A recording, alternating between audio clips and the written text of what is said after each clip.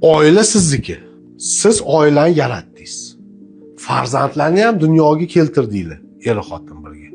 Bo'ldi, bu har qanaqa muammoni, bolalarning muammosimi, ayolingizning muammosimi, sizning muammoyingizmi, sizlar hal qilishingiz kerak o'zaro. Qachonki boshqa oila a'zolari sizlarni hayotingizga aralashsa, ana o'shanda уже tinchlik buziladi.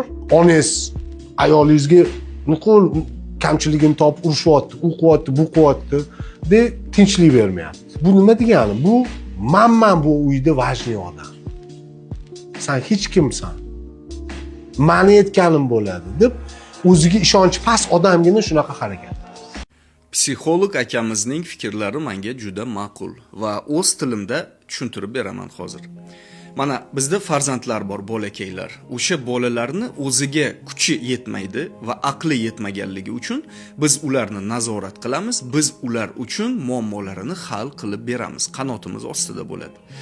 Va katta insonlar, mana 30-40 ga chiqqan oilali farzandlari bor, haligacha ota-onasi muammolarini hal qilib berayotgan bo'lsa, bu videoga hujumga o'tishdan oldin inson o'ziga savol berishi kerak. Nega haligacha meni muammolarimni ota-onam, uchinchi shaxslar hal qiladi?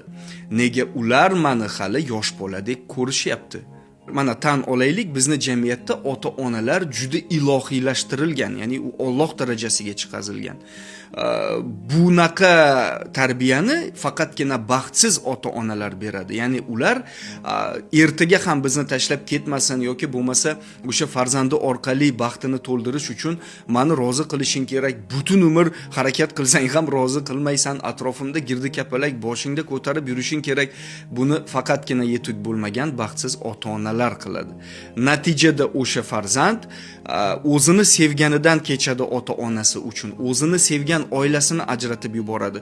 Hattoki o'sha aytaman-ku, farzandlarini ham hech kimni himoya qila olmaydi, chunki ota-onadan, ya'ni Xudodan qanday qilib ham himoya qilarding o'z sevganingni, chunki ular ilohiy-ku, bunaqa emas azizlar. Ota-onaga minnatdormiz va ular bizga bergan tarbiya hammasi uchun ularga rahmat va dalshi o'z hayotimizni o'zimiz hal qilishimiz kerak. Uchinchi shaxslar bizga yomonlikni ravo ko'rishmaydi, lekin ajrimlarning eng asosiy sababi, statistikani ko'ring, bular uchinchi shaxslar. Uchinchi shaxslar aralashar ekan hayotingizda, oilangizda hech qachon muammo arimaydi.